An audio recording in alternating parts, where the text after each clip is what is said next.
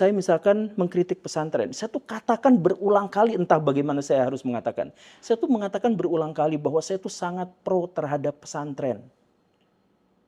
Tim saya tuh 2 bikin pesantren, saya tuh ikut di situ. Saya tuh udah bikin pesantren juga.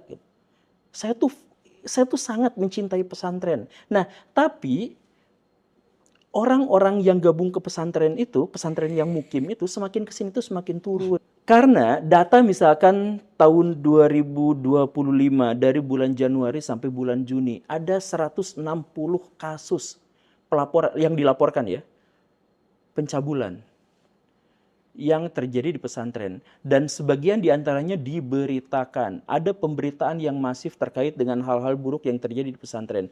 Lalu saya ngajak kepada orang-orang pesantren, ayo kita berbenah.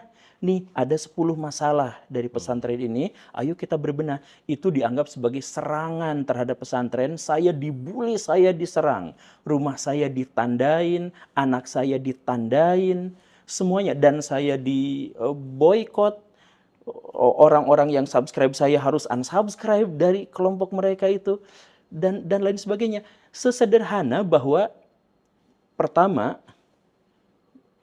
pesantren itu sekarang sudah kekurangan daya tawarnya.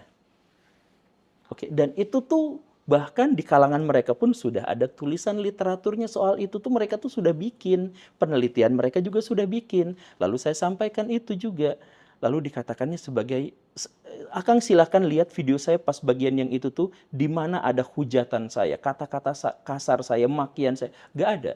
Saya cuman sesederhana bahwa pesantren di sini menghadapi sebuah masalah karena masyarakat sudah tidak lagi menganggap pesantren itu relevan. Maka ada hal yang harus diperbaiki agar pendidikan Islam kita menjadi lebih baik. Agar yang bawa-bawa nama Islam itu tidak kena stigma jelek.